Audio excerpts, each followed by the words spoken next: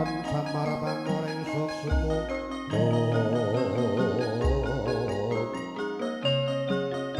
sinut moyo winanging asepi sinimpen dalang ing kalbu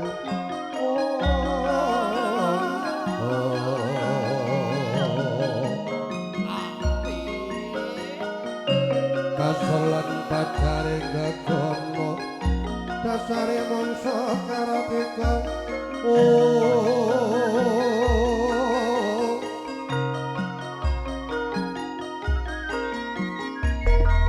kinarya duwe tindhaning carita aris sanget maja pinanganten sarimbit kang wis parimurna denya gantya busana anyeraken busana kanarebran ya ngrasuk busana kasatriyan kawis para agandeng estaya estining manut arsa tumuju madyaning sasana winisuda ginarbet pager bagus tuwin pager ayu ingin cacah sekawan dasa sisih rajul kawis tor gumrenggeng hangregeng kang sarta hamrabu kena perbawani reseng cempaka mulai sak kembaran denira arsa miyos tinanggil saya dangus keparing nyaket satata tuminggah pelenging tataran bat sutinggil binaturata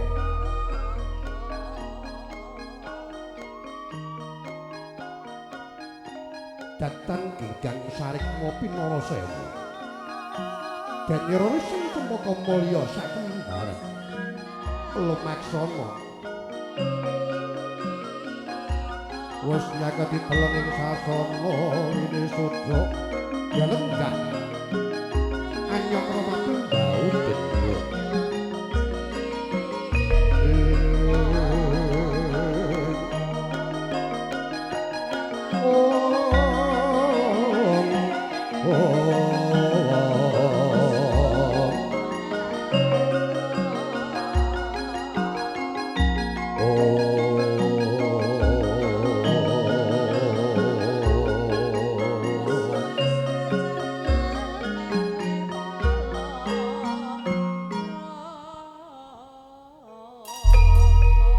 upacara tedhak citra den pratitisaken dhateng perkadang juru sungging sumangga humiring Resat Mojo pinanganten sarimbit tedhak citranira nyawiji kaliyan campur sari pusaka laras tak duwetke Tatin karo Silvi ya Silvi ro nyanyi blas ket mau ya aja menang ya kinutang-kutang tansah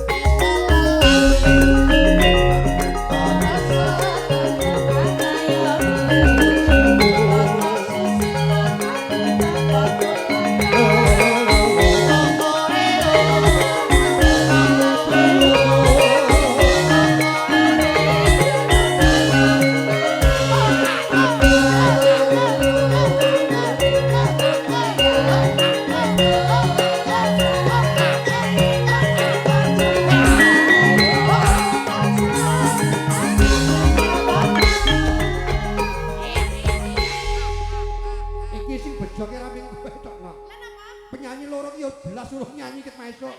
Dekno iki Silvi, kono nyanyi aku. Urung ya. Oleh lungguh. Aro. Pancen bocah siji iki nek karo aku beruh iki. Napa sebabe? Apa to aku apa? Ngece senengan. Ino senengan. Nek suwira ketemu kaya kucing karo apa wae.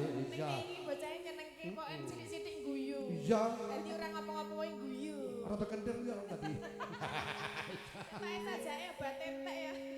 Menika nggih dipun streaming lho. Heeh. Live streaming kalian Lintang Studio. Lintang Studio. Streaming Mas. Wah, iya. Jadi ini anu siang hari ini dipun didelok di Prisani. Silakan mendelok buat semuanya yang ada di manapun berada ya. Kok bintang tamu kok sing pecocot aku enak. Ketok iki kaya bodho nih kok jebul nemen. Aku ki ora bodoh. Piye? Ning pekok. Ya.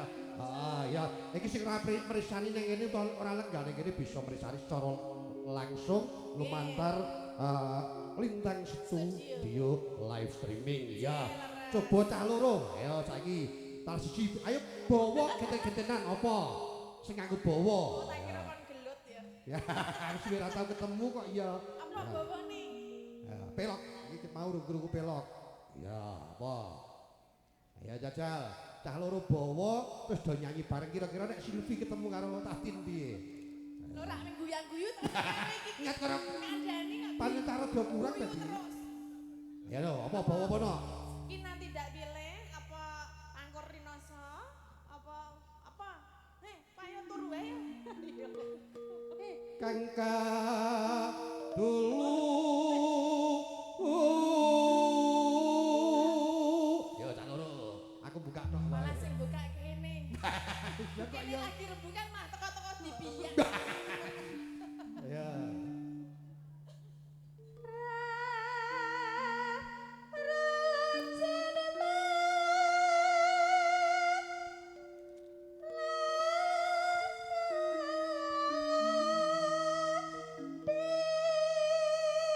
Piye suarane saiki? Silvi suarane saiki piye? Suarane Pekli. Pekli apa kuwi? Pekli ki apa? Ora tak takon. Wah, iki. Suarane Mbak Silvi Pekli. Apa Pekli kuwi? Apik sekali. Wah, apik sekali Ora ya. rasane mikir liya-liyane. Apa Mbak? Rapati. Iki jane iki Mbak apa adik to nek? Mbak adik ya. Iki suarane Tatin ya pekmut. Apa? Pekmut, Pekmut ki apa? apik tur imut. Wah, suarane gedene. Suara kok imut. Paling ora ya pengen ngono ya. Ya, ayo. Ayo Tin. Hah, tekan ngendi? Ayo.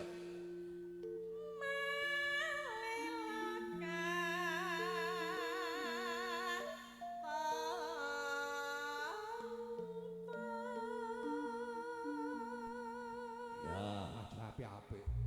Oreno. Ayo. Enak. Sopo iki? Iki pancen kok kena guyak-guyu wae. Bayu. Yu. Kok iki presake to? Kok gur guyu. Kono aku MSD ki wis kecakan kamar. Mergo ke wong stres.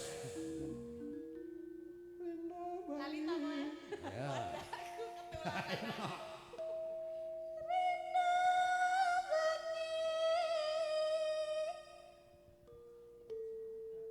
Amung dadi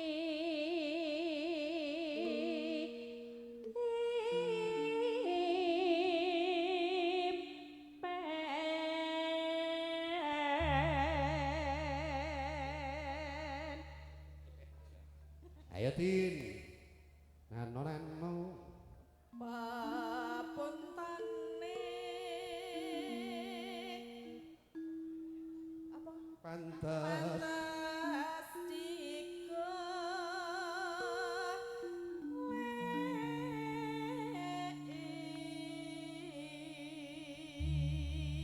biasanya ini laras gamelan ya laras kayak ini kok angel ya Rep. Iya. Kowe ngerti ora mbiyen cilik ali Tatin iki mbiyen? nggih ra ngerti to, Aku nang Kulon Progo iki mbiyen wayangan nang Sentolo kae nang ndi kae. Taruban iki kang mampir jadi iki nganggo kaos porot, nganggo cawet kae, ngelangi nang kalenan kae iki Tatin iki mbiyen. Saiki ya ijek kok ngono. Ijek ngono kuwi, mbok melu. Kok ndak ingin aja.